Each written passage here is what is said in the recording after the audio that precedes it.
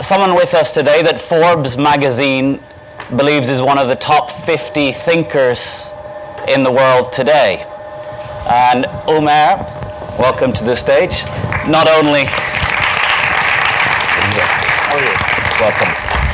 Umair is not only an expert in media, but also how people should be using this media and how we should think about the impact we're having on the way we live our lives as human beings. So, welcome. Thank you. Umair. Thanks. Hi, everyone.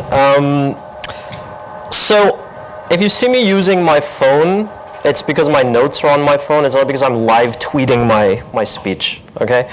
So, I got to Barcelona yesterday morning, very early in the morning, and I was very, very sleepy. So the first thing I did was I got to my hotel and I went to sleep, or I tried to go to sleep. The second I got to sleep, a huge protest rolled by, a massive protest, and it woke me up. These guys weren't stopping. They were shouting and screaming and blah, blah, blah, blah, blah. So I went downstairs and I asked the guys at the hotel, what is this protest about? It was a protest against the banks. Okay. So now I was awake. I went on my Twitter feed.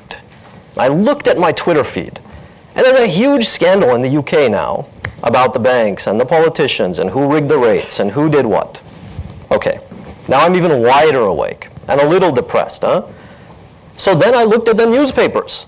Today is Independence Day in the States.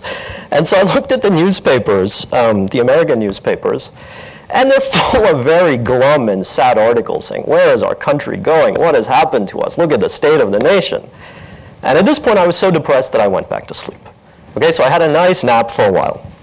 And then I thought about, what am I going to talk to you guys today? Well, what I want to talk to you guys about is this kind of situation, right? We see all of this stuff happening around us, and what I think is happening, in a sense, is that the contracts that govern the relationships between institutions and individuals are breaking down. The social contracts that kind of order our lives. And as a result, the relationships between institutions and individuals are breaking down. And for us as marketers, I think it's very important to kind of think about that, because it leaves us very threatened. And it gets to the heart of what we're trying to do in terms of earning trust and building relationships and kind of bridging that gap between institutions and individuals. So let me talk about social contracts for a second. Very, very simple terms.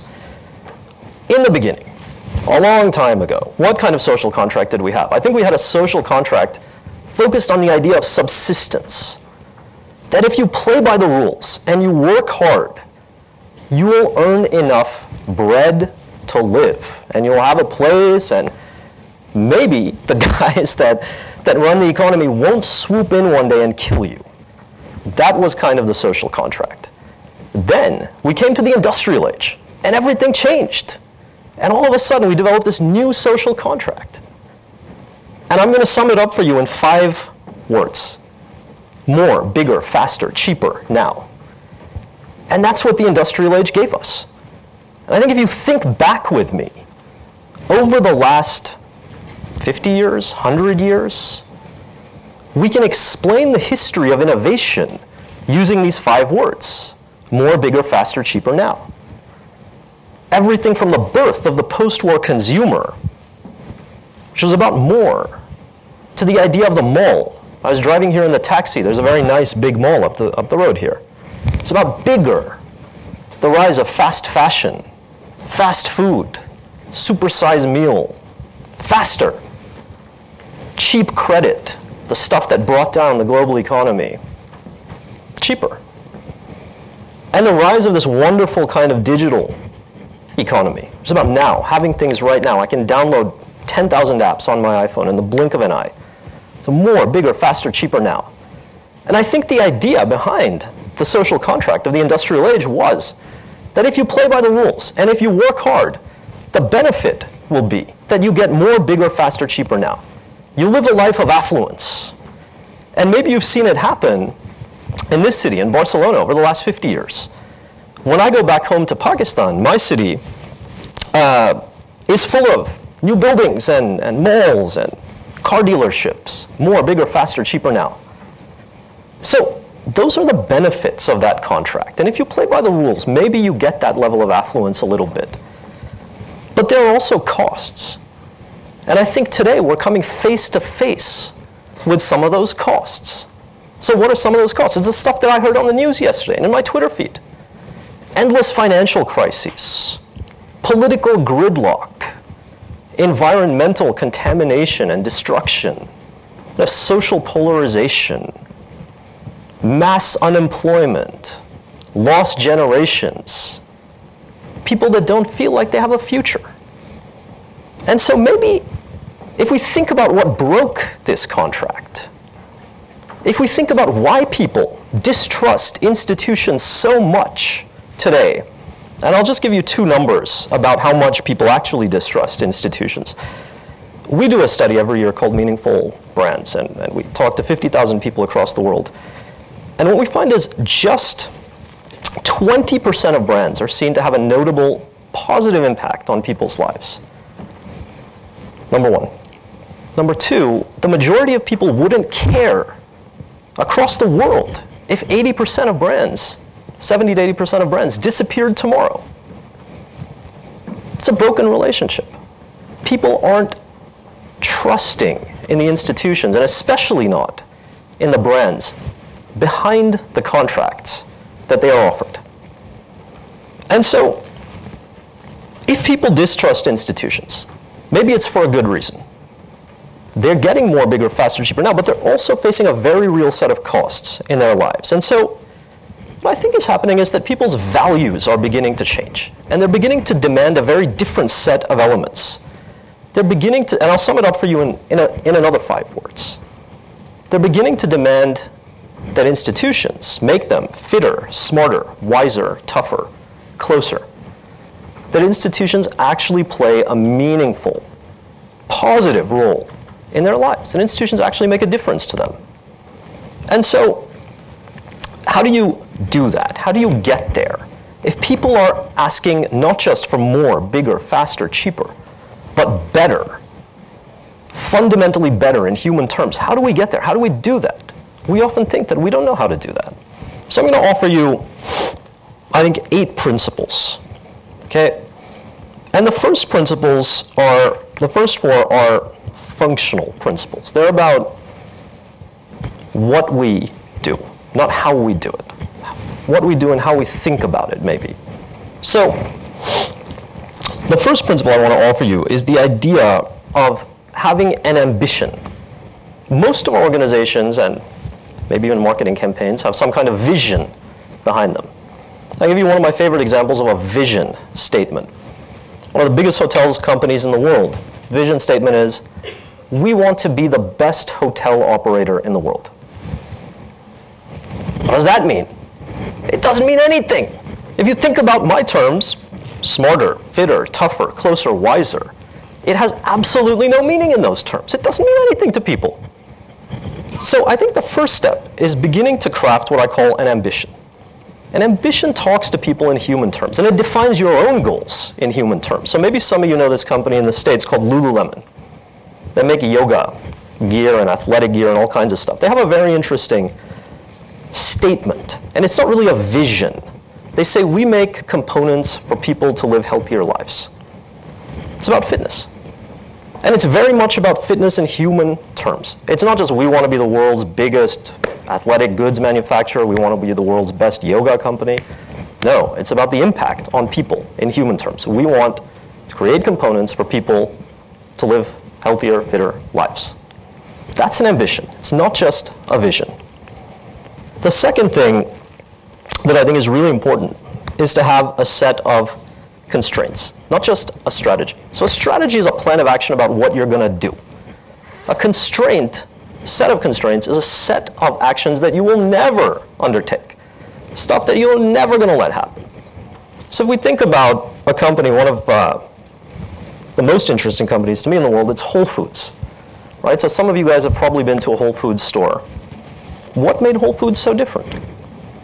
Whole Foods started with a proposition that was radical, at least at the time that it started. And they said, we're not going to use artificial colors.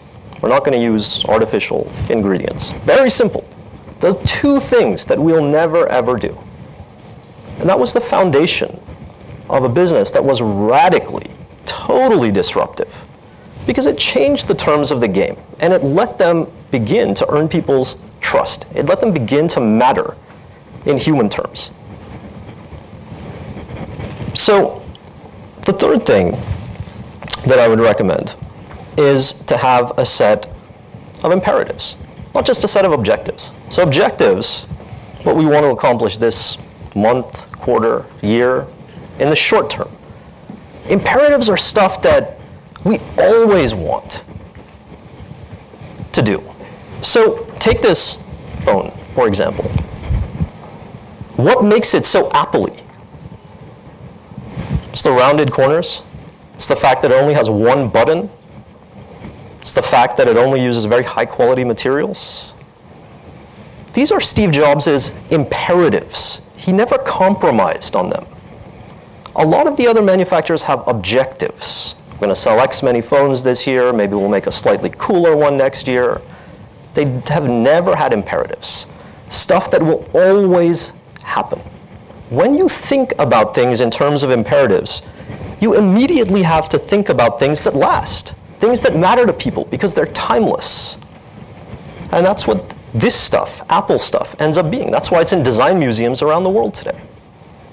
So that's kind of functional stuff, how you should think about the art of mattering to people.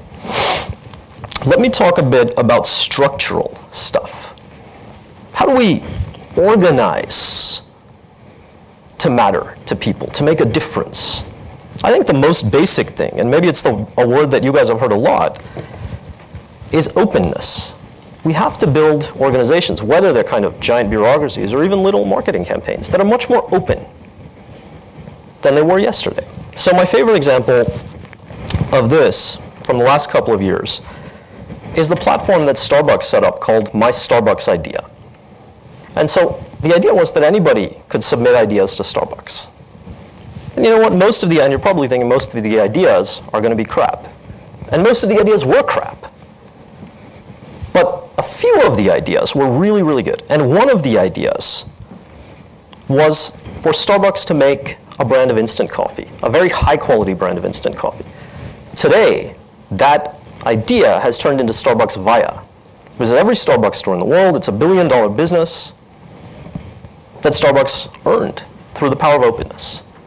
So I think the first thing you have to do if you want to matter to people is be open enough to hear their voices and let them tell you what you're doing that is not good enough, or what they really want, or how you're not mattering to them.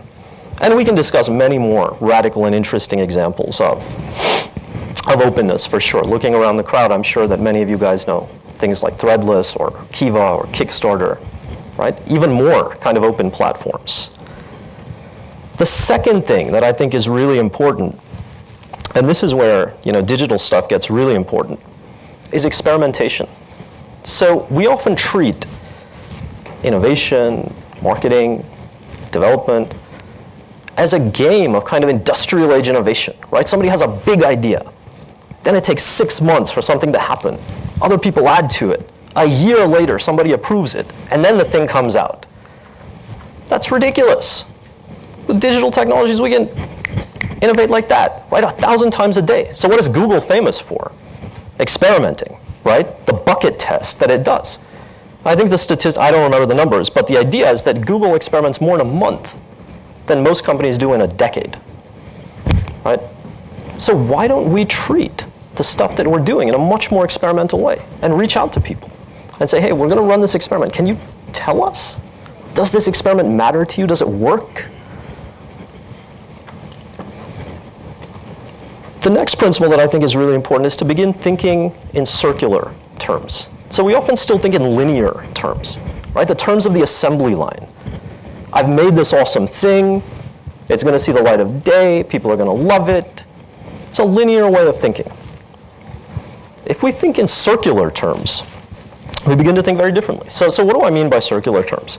Let me give you a radical example. Nike vision for the next decade is that it wants to manufacture shoes, sells you a pair of shoes. You wear the shoes out. You go back to a Nike town.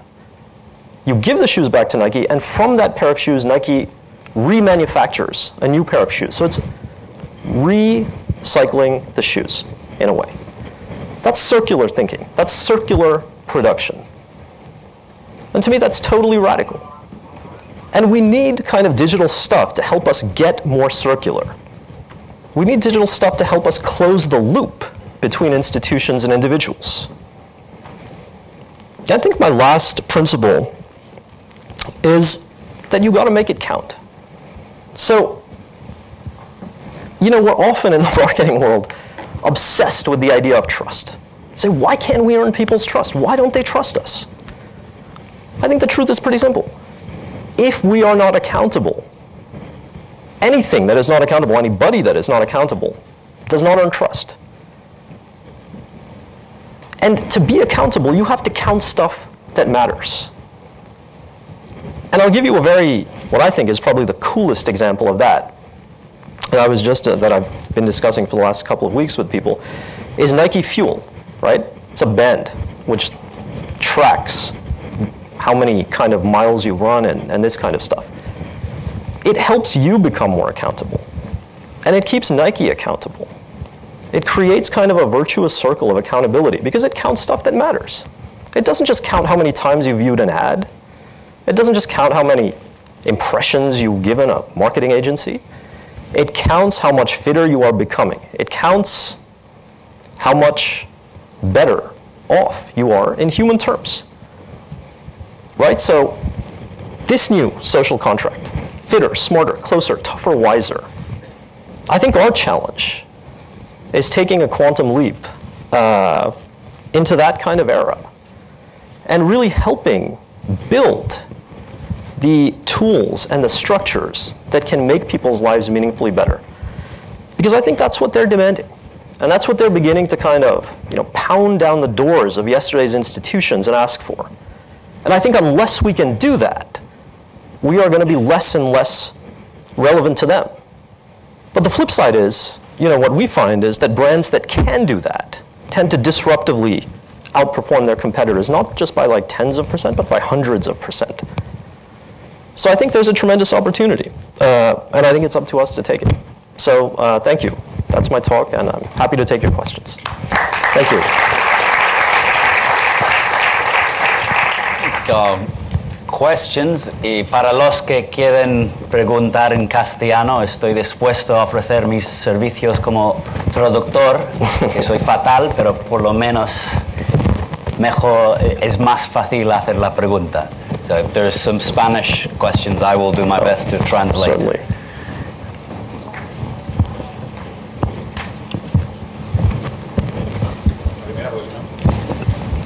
You work from the agency perspective. How successful are you in actually making companies take the path of transcendence? I mean, is it something that an agency can do for a customer, or really, if the customer doesn't have it inside, it's impossible? So I run the lab, and we deliberately, I think, stay quite far away, because our job is to help reinvent these things. Now, what I can tell you is that since we have kind of come up with the Meaningful Brands approach, it's been quite successful. I mean, look at it in broad terms for a second.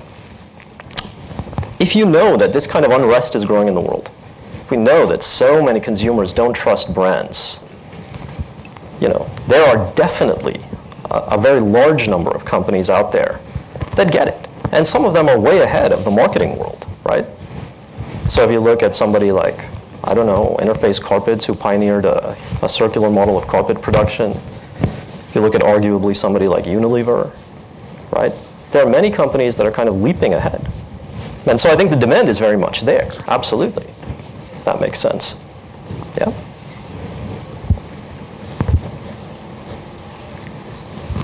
Who has a challenge at the moment? There's a lot of guru talent you could avail of with some specific challenge you have right at the moment. It can make life difficult for Umair. Bring it down from the generic to the tangible.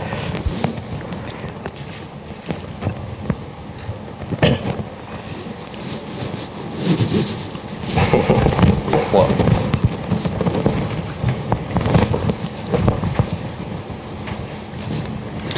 Hi, very interesting. Profound change like the kind you're talking about also often evokes profound resistance. Sure. What are some of the obstacles that you see to this, in fact, very positive and inspiring picture? What is going to make it tougher than if there were no resistance at all? And where does the resistance come from? What are some of the obstacles? Not only in the States, but maybe also in other parts of the world, which are quite different. Yeah, absolutely. Look, I think I think the biggest obstacle is that we have to build new institutions, right? This is not going to happen overnight. It's going to take a decade. And in that decade, we're going to see increasing frustration coming from people. So to the last question, you know, how much demand is there really for this kind of thing? There's a huge amount of demand for it. But the institutions that are there already, you know, they don't go away overnight. So some of them will change slowly. Some of them will take 5 years to change. Some of them will not make it at all.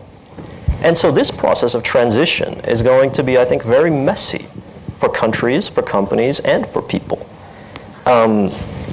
You know, and it's fraught with all kinds of tension, right? How much do we invest in the new model versus the old model?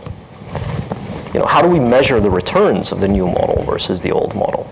I mean, we can go down a very long list of tensions, but every institution in the world these days is kind of facing a lot of these tensions, you know, and countries and companies are making progress in very kind of strange and funny ways.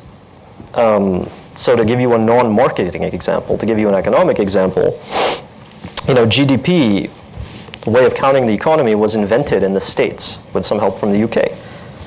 The countries that are reinventing it already are India and China, right? And in Europe, we're kind of, in many parts of Europe, we are still following kind of the Anglo-American model, right? And those guys are going in a completely different direction now. So big questions, right?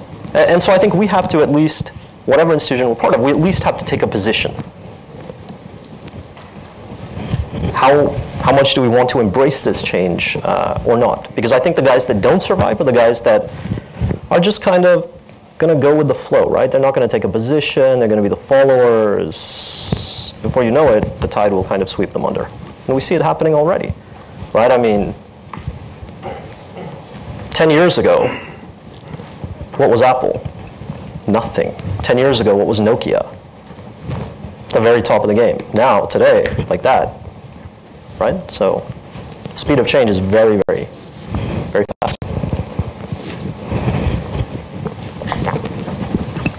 Hello. You have talked about brands. Mm-hmm. How do you apply all this to governments? To? Government. Oh, to governments. I think that we are applying it to governments, and I think that we apply it to governments in much the same way that we apply it to other institutions, right? So governments have brands as well. Political parties have brands as well. And the real question that we're asking is, do any of your interactions with an institution result in you being better off in these terms? Fitter, smarter, wiser, closer, tougher. We can ask that about any institution. Huh? Doesn't have to be Apple, doesn't have to be Nike. Can be the Democratic Party in the States. Can be the government of England. Could be the Bank of England. Right? Does the Bank of England make you more financially secure? We can ask many questions about the elements of human well-being to many different kinds of institutions. What we tend to find is a pattern, and that's why people are so fed up with institutions. No matter what kind of industry we're in or what kind of nation we're in, people want this much. Okay, where a perfect life is like this much, people want this much. They don't want a perfect life. They don't want a utopian kind of existence. They want a nice life, a good life, a comfortable life. But they feel, and I think they're right, institutions are only giving them about this much. And so there's a big gap that we consistently tend to find between people's expectations of institutions in terms of well-being and the results that they're able to deliver. And I think that's why people distrust institutions. I mean, take a look around, right? I mean, when I got, like I said, the first thing that happened to me when I got to Barcelona was a big protest. I opened the newspaper and people are, our country's broken about the States. So, to put it in hard terms, yeah.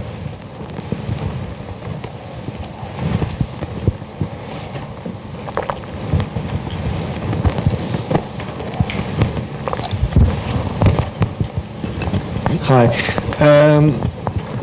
Do you think there is a fundamental discrepancy between trust? I mean, marketing and consumers, there are two sides. I mean, would you propose to get consumers and companies closer that they were before? Because, I mean, these last 10 years have been devastating. I agree totally. But 20 years ago, 30 years ago, there was still a gap. Sure. Yeah. How do you see? Do you see the gap increasing or getting? No, that's a very good question. Look, trust in institutions has actually been falling for like 3 decades in most of the advanced world, right? So this is not about this financial crisis. This is a longer-term problem, and what we really have to do is heal that gap. If we're going to be the people that are helping build relationships and helping earn trust, we have to bridge that gap. And it's a long-standing gap, which is why I talk to you guys about social contracts, not about kind of the financial crisis or about tools or whatever, because I want to give you guys the bigger picture. And the context is that relationship has been decaying for many decades. And if we want to heal it, we probably have to play a fundamentally different role in people's lives. And it has to be about the things that earn trust, because they make people really, kind of tangibly better off. Does that answer your question? Yeah, more or less. All right, okay. Hello, good morning. Hi. I love the concept of meaningful branding, but I don't remember when. I think last year. Pepsi has a new strategy, and they launched. What they did was to use mainly all the budget of the marketing actions in non-profit organizations through all the world. And this year, after this campaign, the sale of the Pepsi fell down, and for the first time, Coke, Diet Coke, won the second place in the US. So it is true, and I love the concept, but the reality is still too far. No, I think that, so we're talking about two very different things. So, excuse me, a meaningful brand is not Pepsi making lots of soft drinks and then saying we're going to donate a few $1 million to charity. It's not a meaningful brand. That's still about persuasion. A meaningful brand is about actually playing a positive role in people's lives. And that's what we go out and measure. So we don't ask people, do you trust Pepsi more because they gave $5 million to save the children? No. We ask people, does Pepsi make a difference in your life in XYZ kind of way? And so the truth is Pepsi is not making a positive difference to people's lives in those kinds of ways, in the scales under which we measure it. And that is why Pepsi is failing to build a meaningful brand. And that is why, if you ask me, Pepsi's performance is suffering. And now Indra Nooyi is having a difficult time. Because I think she thought that she could build a kind of parallel universe where Pepsi would be seen to be doing many good and interesting things. And she could fund this parallel universe with a bit of change, right? With maybe a total investment of $40 to $50 million, something like that, with Pepsi Refresh and all of the NGO investments and all of this kind of thing. But the truth is, the core of the business didn't change at all. It's still just Pepsi, huh? And so when we ask people, does this stuff play a different role in your lives? The answer is no, because it doesn't. It's the same thing. So for me, that's a case study of how not to build a meaningful brand. You have to do stuff, not just kind of, put it in a little corner and create the perception. Because people can see through it now, huh? Yeah? Which is, I guess, the parallel of buying flowers for your couple. If you do it once, they look at you, what did you do wrong? Exactly. So you signal the wrong thing. Absolutely. Sorry to interrupt. Please. I could give you another example, exactly what you're saying. I think it was 4 or 5 months ago in Sweden, Ingvar Kamprad, the owner of IKEA, he has been followed by news media in Sweden for many years about his connections to the Nazi party 40, 50, 60 years ago. And there was a lot of turbulence in media a couple of months ago, and what he did at that time was to go out and basically pay off in a big project. I think it was in Africa or something. He put in some, 50 million kroner or something like that, just to pay off to ease down on the media. And that's totally stupid to do that. I mean, that's an interesting example. I mean, we see, so I'll give you a similar example, which is Whole Foods. Okay, so Whole Foods, in terms of being a meaningful brand, does pretty radical stuff. So you can go to their shops and they have like workshops and seminars and they'll take care of your kids. So they do all kinds of stuff which is active, that really makes people's lives better. But then the CEO, John Mackey, is notorious for kind of union busting, for all kinds of, hardcore stuff that people really, especially Whole Foods customers, because they're very liberal guys, really shrink away from. And we see this reflected. Sense that people appreciate the stuff that Whole Foods does for their lives, but they also really are beginning to kind of devalue Whole Foods and beginning to distrust them a little bit because the actions are not totally consistent. On the one hand, Whole Foods is saying we're going to make your lives better, and on the other hand, the people that it employs is not making their lives any better. So this inconsistency is leading to kind of Whole Foods perform lower on the scale of meaningful brands than it probably should. So it's a related example.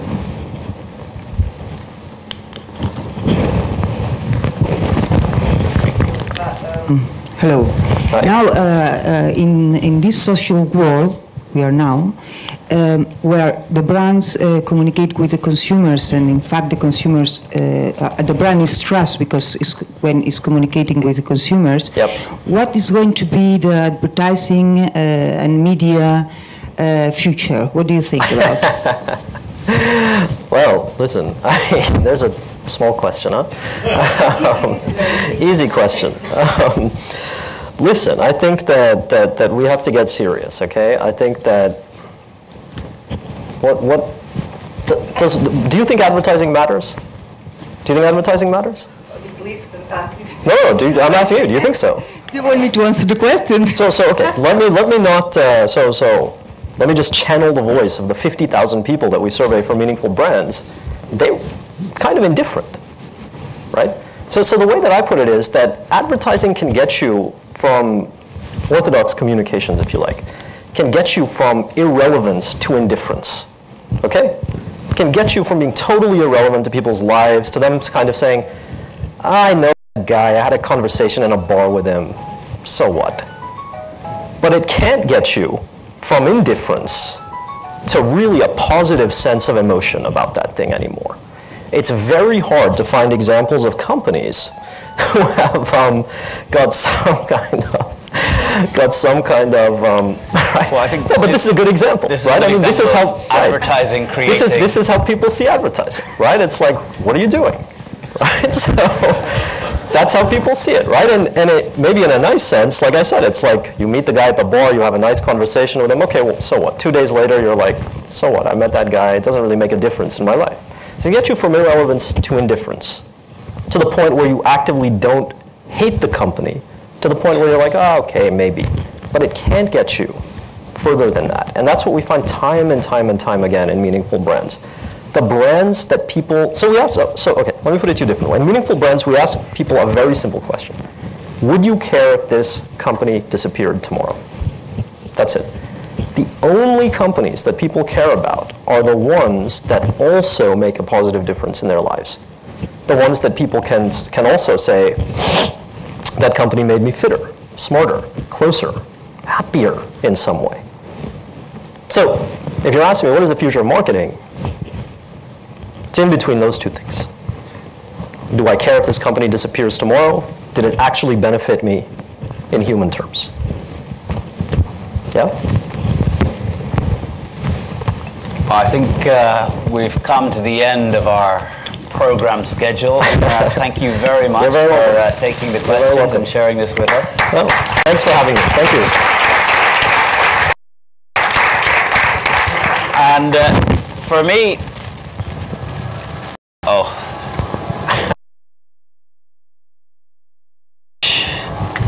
voy a cambiar cada año. Y se sienten en salas como esta, y muchos se sienten ahí con los brazos cruzados y buscan una inclinación de los hombros. Yo creo que 10% de inclinación muestra la apatía perfecto. Pero habéis venido aquí, los ponentes habéis compartido sus ideas. Yo lo que pido de vosotros es que tomáis un minuto para pensar cómo vais a cambiar algo respecto a lo que has aprendido aquí. Hemos oído de responsabilidad personal, de la gente libre. Hemos oído de arguiño. La capacidad ahora está en las manos. Tenemos las herramientas para hacer estos cambios. Y Umair dice que buscamos meaningful brands. Marcas que dicen no a cosas. Y quizás para mí, lo más difícil para vosotros, integridad personal. Si no has dicho no en las últimas 4 horas, es que no tienes integridad personal. Si no dices no, tú estás siguiendo los valores de las personas a tu alrededor. Hasta que tú dices no más que dices sí, no estás marcando tu propia vida con tu propia integridad. Y de las marcas y es de marketing convierte en cada uno de nosotros. Si sois el representante de marketing en vuestras empresas, tu manera de ser. Y ser íntegro significa decir no a la mayor parte de las ofertas que tienes cada día. Y cambia vida. No, mi petición es que no vayáis de aquí habiendo pasado solo un buen día, pero que pensáis y aplicáis estas ideas a vuestras vidas. Y mañana dices no más que dices sí a las cosas y empecéis a marcar tus propios valores como la línea de actuación de vuestras vidas. Y paso la palabra a José Luis.